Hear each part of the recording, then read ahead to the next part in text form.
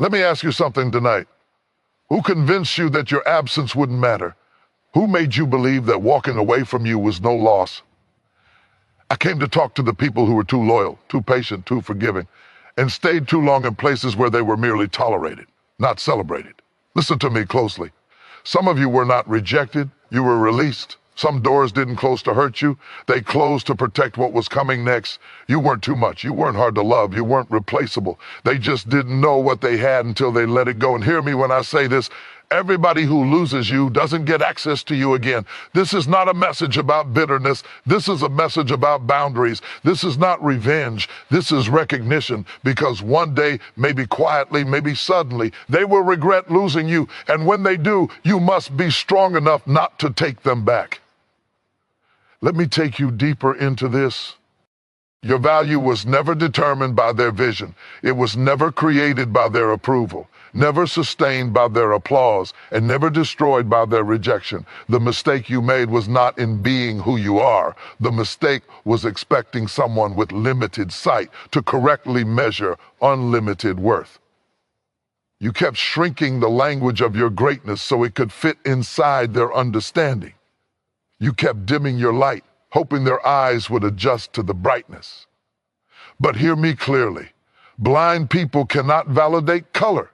Some of you tried harder when you should have stood taller. You over-explained what should have been obvious. You proved what should have been felt. You performed for people who were never qualified to be your audience. And every time they failed to recognize you, you questioned yourself instead of questioning their perception. But just because someone mishandles something valuable doesn't make it cheap. It just means they lack the skill to hold it. There are people who only know how to love what they can control. When they couldn't control you, they tried to minimize you. When they couldn't own you, they tried to reduce you. When they couldn't keep up with your growth, they labeled your evolution as arrogance. But elevation always looks like offense to people who are committed to staying the same. They didn't misjudge you because you were unclear. They misjudged you because your destiny made them uncomfortable. You must understand this. Their inability to see you was never a prophecy about your future. It was a diagnosis of their limitations. Some people don't lack love. They lack vision. They don't lack loyalty. They lack maturity. They don't lack access. They lack capacity. And instead of admitting they were unequipped, they convinced you that you were too much, too ambitious, too emotional, too driven, too deep. But too much is only a complaint from someone who planned on giving you too little. You were trying to be understood by people who had already decided not to understand you. You were trying to be chosen by people who were afraid of commitment. You were trying to be valued by people who were intimidated by excellence. And the whole time, heaven was watching you negotiate your worth with people who never had the currency to afford you in the first place. Listen to me. You do not need to be seen by everyone to be significant. Diamonds are not impressed by the opinion of gravel. Eagles do not seek validation from chickens. And yet some of you kept lowering your altitude, thinking humility meant invisibility. No, humility is knowing who you are without needing to announce it, not pretending you are less so others can feel more. They didn't walk away because you lacked value. They walked away because value requires responsibility, and responsibility demands growth. And growth exposes insecurity. So instead of rising, they retreated. Instead of stretching, they settled. Instead of adjusting their vision, they blamed your visibility. There are seasons where God will allow people to misunderstand you, not to punish you, but to free you. Because if they could fully see you and still choose to mishandle you, you might stay too long, thinking love requires endurance of disrespect. But when vision is absent, separation becomes mercy. Stop asking, why couldn't they see me? And start asking, why did I need them to? When you know who you are, recognition becomes optional, validation becomes unnecessary, and approval becomes irrelevant. You stop bleeding for people who don't even know how to apply pressure to a wound. You are not invisible. You are just out of range of their perception. And that's not a flaw in you, that's a limitation in them. Your assignment was never to be understood by everyone. Your assignment was to be obedient to your becoming. So let them misjudge you. Let them underestimate you. Let them walk away thinking they lost nothing. Because history has proven this again and again. People always discover the value of a thing when it's no longer within reach.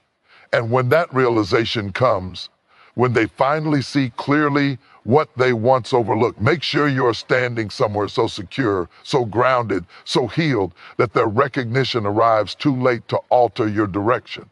They got comfortable with access, not with appreciation. And that distinction right there explains more heartbreak than betrayal ever could. Because betrayal at least acknowledges value. Comfort ignores it. Comfort treats presence as permanent, effort as automatic, and loyalty as unlimited. Comfort assumes you will always be there, always give, always forgive, always pour, no matter how empty you become in the process. Some of you gave people very important person access to your life while they treated you like background noise. You answered every call, showed up right time, covered gaps they refused to close, and carried weight they never acknowledged. You became the safe place, the strong one, the dependable one, and slowly, dangerously, they stopped thanking you for it. Not because you weren't valuable, but because they never imagined losing you. Access without appreciation creates entitlement, and entitlement breeds neglect. They stopped listening because they assumed you'd stay. They stopped trying because they assumed you wouldn't leave. They stopped protecting you because they assumed you could protect yourself. And the more reliable you were, the more invisible your effort became. Consistency became expectation, and expectation erased gratitude. Hear me, being needed is not the same as being valued. Some people don't love you, they rely on you. They don't honor you, they use you. They don't appreciate your presence, they depend on your absence never happening. And the danger is, when you're strong, people confuse strength with consent. They think because you can handle it, you should handle it. Because you survived before, you'll survive again. But survival is not the goal. Wholeness is. You were pouring from a cup no one checked. You were fighting battles no one acknowledged. You were sacrificing in silence while they enjoyed the benefits loudly. And when you finally spoke up, when you finally asked for reciprocity, they looked at you like you were asking for too much. Not because your request was unreasonable, but because your giving had spoiled them. Comfort makes people careless. Careless with words, careless with time, careless with your heart. They didn't plan to hurt you, they just stopped paying attention. They didn't wake up intending to lose you, they just assumed you would always be there to catch what they dropped. And slowly, respect eroded. Boundaries blurred, effort faded. Because appreciation requires awareness, and awareness requires intention. Let me say this plainly. Anything that is always available is eventually taken for granted. Even love, even loyalty, even you. That's why access without boundaries is dangerous. It teaches people how to treat you cheaply. It convinces them that your presence is guaranteed, your forgiveness is automatic, and your patience is endless. But patience without limits becomes permission. You didn't leave because you stopped caring. You left because you finally started noticing. You noticed that your name was called only when something was needed. You noticed that your absence was felt only when convenience was interrupted. You noticed that your pain was minimized while your usefulness was maximized. And at some point, self-awareness turned into self-respect. And when you pulled back, even slightly, that's when confusion set in. Because people who are used to access panic when access is restricted. They don't ask what they did wrong, they ask why you changed. They don't reflect, they react. They don't repent, they resent. Because they never learned how to appreciate you while they had you. They only learned how to depend on you. They missed the benefits, not the boundaries. They missed the support, not the sacrifice. They missed the way you made life easier, not the way they made life heavier for you. And that's why regret shows up late. Appreciation often arrives after access is revoked. But listen carefully, you are not obligated to remain available to people who refuse to be accountable. You are not required to keep giving to those who never learned how to give back. Love is mutual. Respect is reciprocal, and appreciation is demonstrated, not assumed. If they couldn't honor you when you were present, they don't suddenly qualify to handle you when you're gone. Regret does not equal growth. Missing you does not mean they understand you. And wanting access again does not mean they've learned appreciation. You had to step away to remind them and yourself that you were never common, that your presence was a privilege, not a guarantee, and that access to you should have always required care. Because the truth is this: people don't realize the weight of what they were carrying until they drop it. And when they finally feel the absence of what you provided, the silence you leave behind will speak louder than any explanation ever could. And by then, you should be standing somewhere that no longer requires you to beg for appreciation, because you finally learned to give it to yourself. Leaving was not an act of weakness. It was an act of self-respect. It was the moment you finally decided that your peace mattered as much as your loyalty. For a long time, you confused endurance with love. You thought staying proved character, that suffering in silence made you noble, that tolerating disrespect was maturity. But there comes a moment when wisdom speaks louder than patience, and you realize that remaining in what is breaking you is not faithfulness, it is self-betrayal. You didn't wake up one day and decide to walk away. Leaving was a slow, painful conclusion drawn after countless internal battles. You stayed through explanations that fell on deaf ears. You stayed through promises that never matured into change. You stayed while your voice got quieter and your needs got smaller. And every time you chose to stay, you told yourself one more sacrifice wouldn't cost you much until it cost you yourself. Self-respect often looks like disobedience to people who benefited from your silence. The moment you stood up, you were labeled difficult. When you drew boundaries, you were called selfish. When you stopped accepting what wounded you, you were accused of changing. But growth always looks like rebellion to those who were comfortable with the old version of you. They liked you best when you were available, agreeable, and easy to overlook. You had to learn that love without respect is just attachment. Loyalty without honor is just habit. And connection without safety is just survival. You weren't asking for too much. You were asking the wrong people. You were trying to negotiate dignity in a space that never planned to give it freely. Leaving required courage because walking away meant facing the fear of being misunderstood. It meant accepting that some people would rewrite the story to protect their ego. It meant letting go of the hope that one more conversation would finally make them see you. But clarity comes when you realize that people who truly value you don't need repeated explanations to treat you well. You didn't leave because you stopped loving. You left because you finally started loving yourself. And self-love is not loud, flashy, or dramatic. Sometimes it's quiet, sometimes it's lonely, sometimes it looks like choosing peace over familiarity. But it is always necessary, because the longer you stay in places where you are diminished, the more you normalize being small. Staying was draining you. You were adjusting your tone to avoid conflict, censoring your truth to maintain peace, and shrinking your expectations to avoid disappointment. And the most dangerous thing about that kind of sacrifice is that it happens gradually. You don't notice yourself disappearing until you're almost gone. Leaving was not abandonment, it was rescue. You had to understand that not every ending is a failure. Some endings are graduation, some exits are elevation, and some doors close because you outgrew the room. If you stayed, you would have content.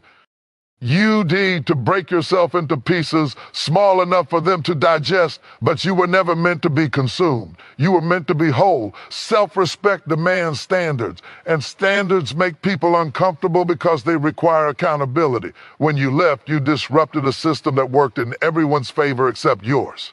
You refused to keep paying an emotional price for someone else's comfort, and that decision shook people, not because you were wrong, but because you were no longer convenient. You chose yourself when you walked away, and that choice required strength. Strength to sit with the guilt they tried to place on you. Strength to endure the silence that followed. Strength to resist the urge to return just to prove your heart. But proving your worth to people who devalued you only reinforces their behavior. Walking away was the only language they would understand. And here is the truth that settles it all. Self-respect changes the way you are treated, or it removes you from the place where mistreatment is allowed. Either way, you win. Because peace is not found in convincing others to love you better. It is found in refusing to accept less than you deserve. Leaving was the moment you stopped asking for permission to matter. It was the moment you decided that love should not require self-erasure. And while some may never understand your departure, your healing will always justify it. Because when you choose self-respect, you don't lose people. You lose attachments that were costing you your soul. People miss you when the benefits are gone, not when the bond was broken. That truth is uncomfortable, but it is necessary, because if we are honest, some connections were never built on mutual care. They were built on convenience, on what you provided, on how you showed up, on how you made life easier, lighter, better for them. And as long as the benefits kept flowing, they never stopped to ask what it was costing you. While you were present, they didn't notice the sacrifices because they didn't have to feel the absence. They didn't notice the emotional labor because it was being done quietly. They didn't notice the consistency because it was reliable. You were like air, essential but ignored, needed but unnoticed. And that's the danger of being dependable. In the wrong hands, your impact becomes invisible until it's removed. When you were there, you solved problems before they became emergencies. You carried emotional weight that wasn't yours. You smoothed over conflict. You showed up when others disappeared. You loved when it wasn't reciprocated. And because you never made a spectacle of your giving, people assumed it required no effort. They thought strength meant effortlessness. They thought loyalty meant endurance without complaint. They thought your presence was permanent. But absence has a way of revealing truth. When you left, the silence became loud. The gaps became obvious. The weight you carried fell back on the opal who ignored it. And suddenly, what they once overlooked became impossible to ignore. That's when they said they missed you. But listen carefully. They didn't miss your heart. They missed your function. They missed the way you held things together. They missed the way you showed up without being asked. They missed the support, the reassurance, the reliability, the access. They missed how you made life easier, not how they made life harder for you. And that's why their regret came late. Appreciation often shows up when responsibility can no longer be avoided. Some people don't recognize value while it's serving them. They recognize it when they have to replace it. When they realize no one else shows up the way you did. When they realize consistency is rare. When they realize loyalty cannot be demanded, it must be honored. And by the time they see that, you are already gone. This is why you must be careful not to romanticize regret. Someone missing you does not mean they understand you. Someone wanting you back does not mean they are prepared to treat you better. Pain teaches awareness, but awareness does not always produce change. Sometimes it only produces longing. They feel the inconvenience now. They feel the loss of access now. They feel the discomfort of having to handle things you once handled for them. And that discomfort gets mislabeled as love. But love doesn't awaken only when benefits disappear. Love is present while the benefits are being given. If they truly valued you, they would have protected you while they had you. They would have noticed when you were tired. They would have responded when you spoke up. They would have adjusted when you expressed hurt. But they didn't, because they were too busy enjoying what you provided to consider what you needed. And here's the part you must not ignore. Your absence is not cruelty, it is clarity. It shows people what life looks like without your contribution. It reveals who was connected to you and who was connected to what you gave. It separates affection from dependency.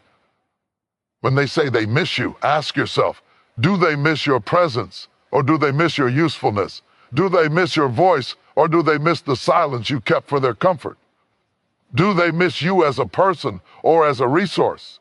You are not required to return just because someone finally feels the weight of losing you. Pain does not automatically qualify people for access. Missing you is not the same as valuing you. And regret does not erase patterns. Your absence is doing the teaching now. It is saying what words never could. It is explaining boundaries they refused to hear. It is setting standards they ignored. And the lesson is not for them alone.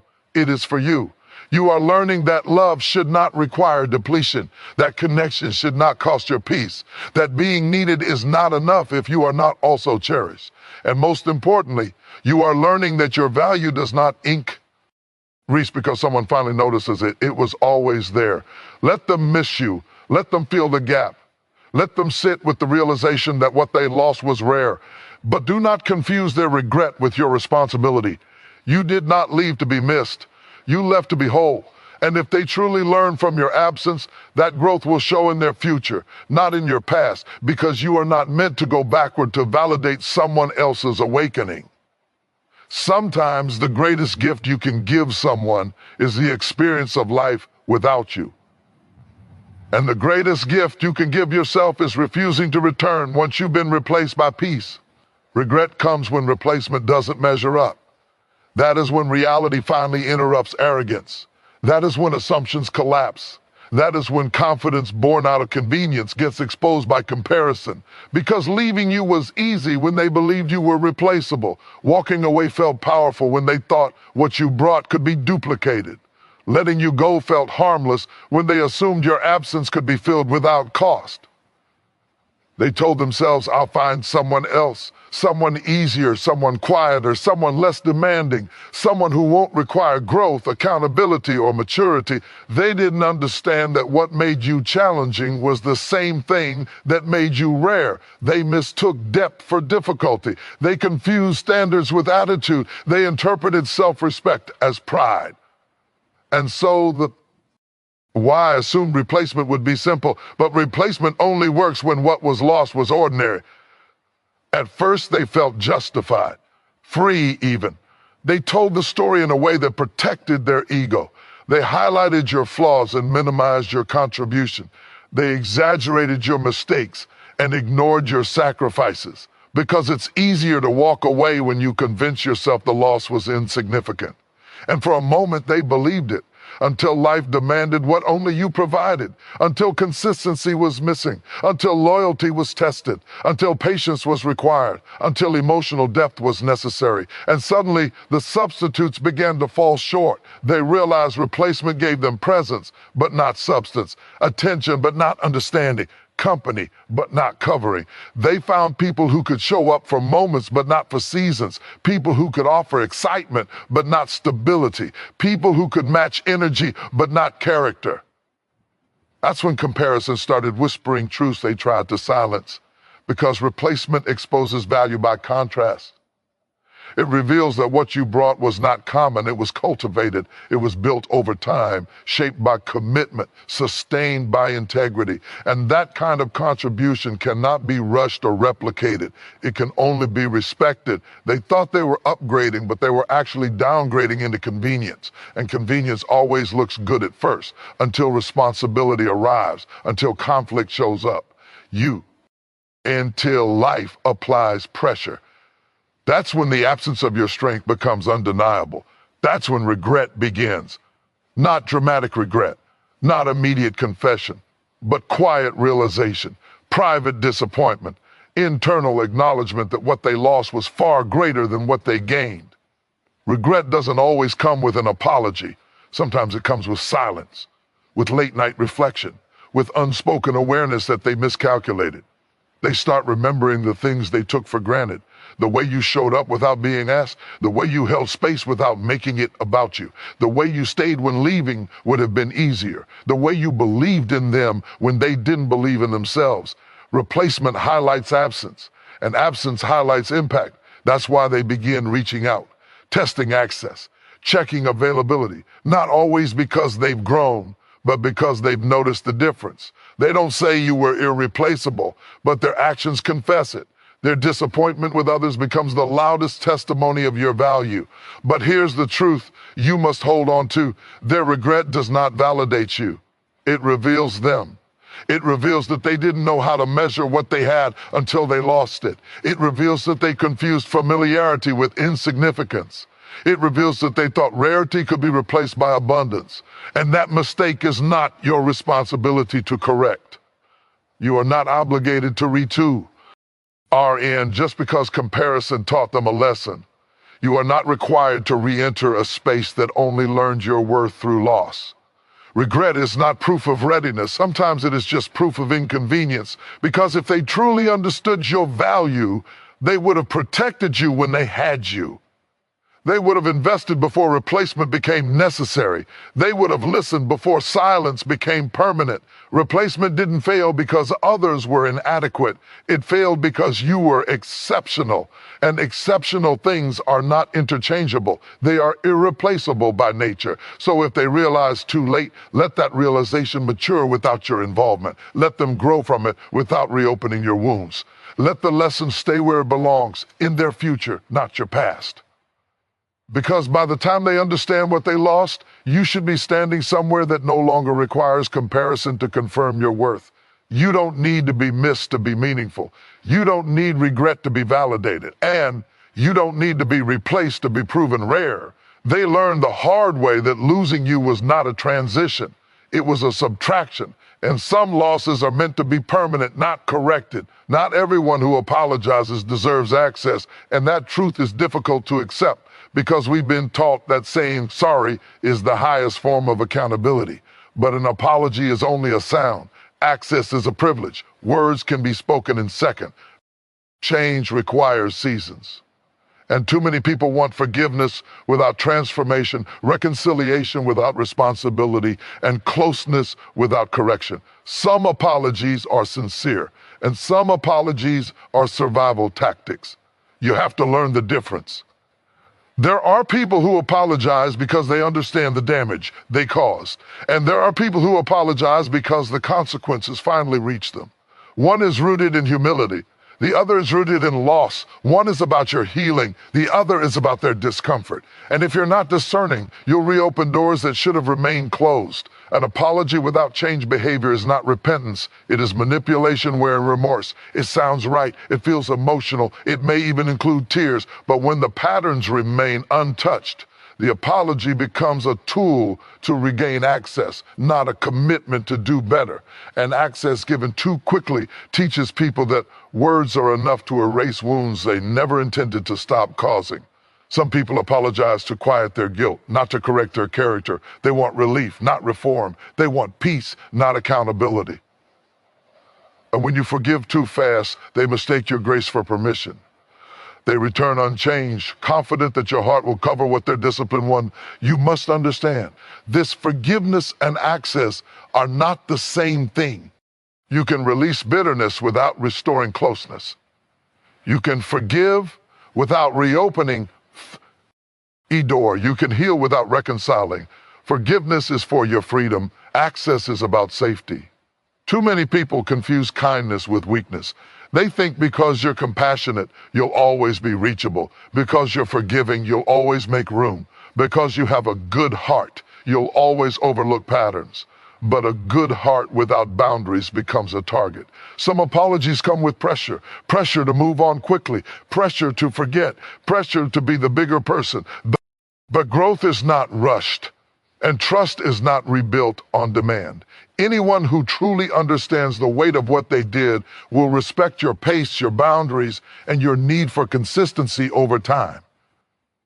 Pay attention to this. People who are serious about change don't argue with your boundaries. They honor them. They don't rush reconciliation. They rebuild trust. They don't demand access. They demonstrate reliability. They understand that access must be earned again, not assumed. Others just want things to go back to the way they were, because the way things were benefited them. They miss the comfort of your presence, the ease of your forgiveness, the availability of your support. And so they apologize not because they've changed, but because losing you disrupted their convenience. That kind of apology is rooted in self-interest, not self-awareness. And when you let those people back too soon, you teach them that consequences are temporary, that distance is negotiable, that your boundaries are flexible when emotions are involved. But boundaries that collapse under emotion were never boundaries. They were suggestions. You are not cruel for protecting yourself. You are not bitter for being cautious. You are not unforgiving for requiring evidence of growth. Wisdom is not hardness, it is clarity. Some people are sorry they got caught. Some are sorry you reacted. Some are sorry they lost access. But very few are sorry enough to change. And change always shows itself in patterns, not promises. It shows up in consistency, not intensity, in effort, not emotion, in humility, not urgency. If their apology is real, time will confirm it. If it's not, time will expose it. Either way, you don't have to rush your healing to accommodate their discomfort. You don't owe access to someone just because they acknowledge the pain they caused. Accountability means they accept the possibility that you may never trust them the same way again, and they're willing to live with that outcome. And here is the truth you must hold tightly. Everyone does not get the same version of you twice. Some people only get the lesson. Some only get the memory. Some only get the distance. And that does not make you cold. It makes you healed. Apologies are important, but character is louder. So forgive if you must for your own peace, but give access only where there is proof, because your life is too valuable, your heart too precious, and your growth too important to be reopened to patterns that already proved they couldn't handle you. And if someone truly changes, they won't complain about the boundaries that protect you. They'll respect them.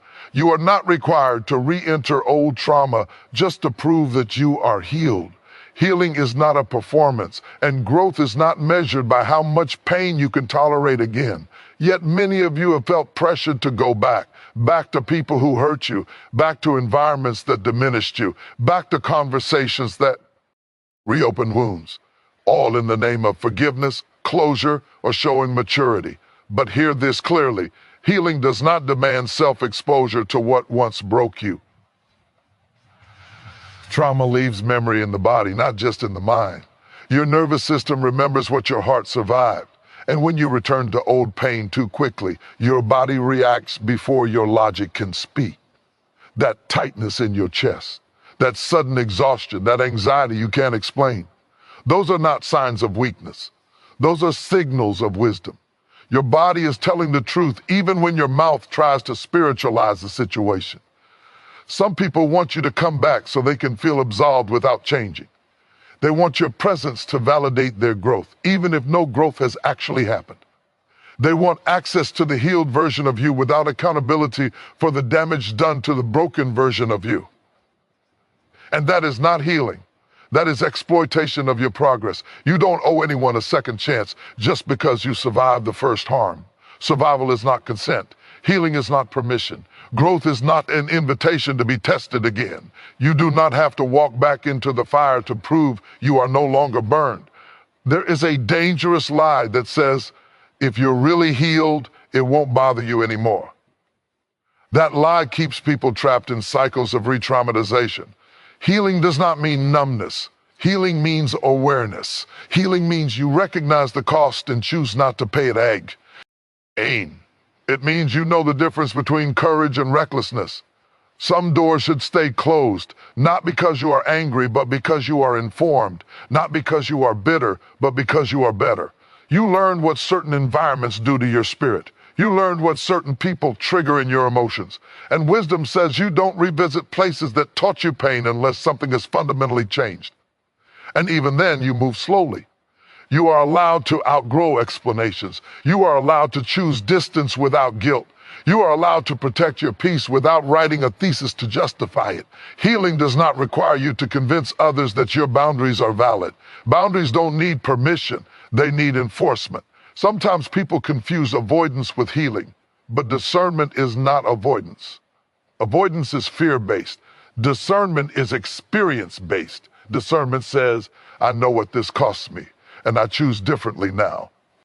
That is not weakness. That is mastery. You don't go back to prove strength. You go back because you haven't healed. Strength moves forward. Strength builds new patterns. Strength creates new environments that support the version of you that survived. And if something threatens that version, strength chooses distance without drama. You are not obligated to provide closure to people who provided chaos. Closure is not something you give. It is something you choose. And sometimes closure looks like silence. Sometimes it looks like moving on without one last conversation. Sometimes it looks like trusting yourself enough to not reopen what already bled. Let me tell you something important. Your healed self does not need validation from your wounded past. You don't need their acknowledgement to confirm your growth. You don't need their apology to continue forward. You don't need their understanding to stay free. Going back to old trauma just to prove healing often reopens wounds that had already begun to scar. And scars are not meant to be cut again. They are meant to remind you of what you survived and why you chose differently. There is nothing holy about returning to harm. There is nothing noble about re-enduring pain. And there is nothing mature about sacrificing your nervous system to make others comfortable. Peace is not fragile, but it is valuable. And anything valuable deserves protection. So when they ask why you won't come back, you don't owe a detailed explanation. Your peace does not require a defense. Your healing does not need witnesses. And your growth does not need to be tested by old fires. You are not running. You are rising. You are not avoiding. You are advancing. You are not afraid. You are aware. And awareness is the reward of healing. You don't go backward to prove you're better. You go forward because you are better. Your absence is the lesson, not your explanations, not your arguments, not your late night conversations trying to make them understand what they refused to hear when you were present. Absence teaches what words never could because it removes comfort and exposes consequence. Some people don't learn through dialogue, they learn through loss. You explained yourself clearly more than once. You communicated your needs, you expressed your pain. You warned them gently, then firmly, but they didn't change because explanation only works when someone is willing to listen. And when listening is absent, silence becomes the loudest teacher. There are people who only understand value when it is no longer accessible. As long as you were there, they assumed there would always be another chance, another conversation, another apology. Your presence softened the consequences of their behavior. Your forgiveness delayed accountability. Your patience gave them room to stay the same. Absence removes that cushion. When you leave, the patterns are no longer covered. The weight you carried returns to where it belonged. The effort you provided must be replaced or felt. And in that space, realization begins. Not always repentance, but awareness. And awareness is the beginning of every lesson. Silence is not punishment. It is clarity. It says, I have already said everything I needed to say. It says, I will no longer convince you to care. It says, I choose peace over proving my point. And for people who relied on access to avoid accountability, that silence is unsettling. They replay conversations they once dismissed. They remember boundaries they ignored. They feel the absence of support they assumed would never leave. And slowly, the truth settles in. Not because you argued better, but because you are no longer there to absorb the impact of their choices. This is why you must resist the urge to over-explain your departure. Over-explaining weakens the lesson. It gives people a chance to debate, justify, minimize, or manipulate. Absence leaves no room for negotiation. It speaks without needing translation. Some of you stayed too long trying to be understood. You believed if you found the right words, the right tone, the right moment, they would finally get it. But understanding is not a language problem. It is a willingness problem. And you cannot explain someone into maturity. Absence allows people to sit with themselves, to face their patterns without distraction, to feel the impact without your presence buffering the pain. And while not everyone will learn, those who are capable will grow more from your silence than they ever did from your patience. But here is the deeper truth. Your absence is not just teaching them, it is teaching you. It is teaching you that you don't need to exhaust yourself to be respected. It is teaching you that you don't need to stay in pain to prove love. It is teaching you that you are allowed to choose distance without guilt. When you remain absent, you reclaim energy that was wasted on explanation. You redirect focus from convincing others to honoring yourself. And in that space, healing accelerates. Peace strengthens. Clarity sharpens. Some people will interpret your silence as cruelty. Let them. People who benefited from your lack of boundaries will always resent your clarity. But silence is not cold. It is controlled. It is the decision to stop bleeding in public. Absence also reveals intent. Those who truly care will reflect, adjust, and respect the distance. Those who only want access will complain, pressure, or blame. And that response tells you everything you need to know. You don't owe closure to people who refuse to change when you were open. Closure is not a conversation. It is a decision. And sometimes the most loving thing you can do for yourself is to let absence finish the conversation you already started. Remember this. If they didn't hear you when you were present, they don't deserve unlimited explanations when you are gone. Growth doesn't come from endless dialogue, it comes from consequence. So stay absent, not in bitterness, but in strength, not in anger, but in resolve. Let time do what talking could not. Let distance do what patience failed to accomplish. Your silence is not empty, it is full of meaning. Your distance is not confusion, it is direction. And your absence is not abandonment, it is the lesson. And anyone who truly learns from it will change without needing you to come back to confirm it.